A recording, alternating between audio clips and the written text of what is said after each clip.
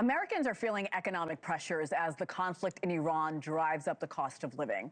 Gas now sitting at $4.10 a gallon, up nearly $1 from a month ago. And it's not just gas prices that are spiking. Consumers are feeling the effects in other areas as well. That includes shipping fees, bag fees, even the kind of car they might be shopping for. NewsNation's Alicia Nieves is here to break down the numbers. Good morning, Alicia. Tell us more about these hidden costs. You and I have talked about gas prices going up, but there are some costs a lot of people don't realize. Yeah, this is starting to add up, and it's actually a cost that most people won't realize till like the end of their transactions, if they even pay attention to those little fees.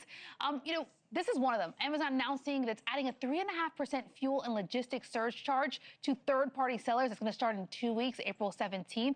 USPS implementing a temporary 8% transportation-related price change on some packaged products. That starts in about 3 weeks, April 26th. That's, of course, pending review. And we're seeing these similar fees now in the airline industry. JetBlue just raised its checked bag fees by upwards of $9. United upping its same fees for about $10 on most tickets. So it's no longer the story about, what it's going to cost to fill your tank, even though it's hurting a lot of Americans. It's, what it's going to cost to ship a package, check a bag, basically move anything anywhere across the country. All of these fees are a direct result of diesel being hit really hard by the supply disruption caused by the war with Iran. Current national average for diesel is $5.58. Friday it was $5.53. Last week, $5.39. And just last month, $4.04. It has moved really fast. That's up 48% since the start of this war. And for a truck with a 150-gallon tank, that's the average there, to fill up right now, it's about $823 to $1,000. Before the war, it was almost half that, $563. Now, while that may be shocking, just look at jet fuel. That has increased some 82% since the start of this conflict with the Middle East.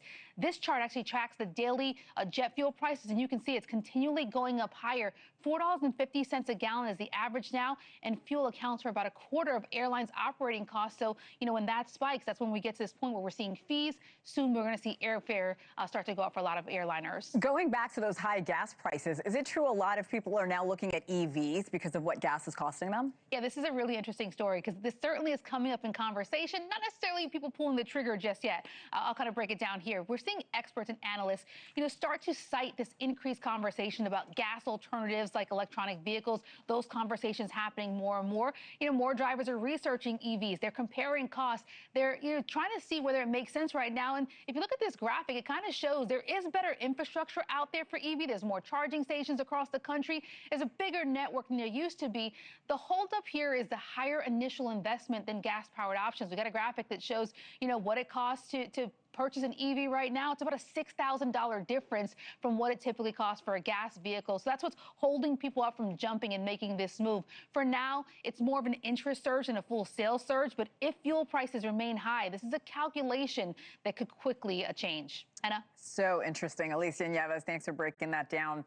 Thank you for watching. Subscribe below and download our NewsNation app right now on your phone, and you will get fact-based, unbiased news for all Americans.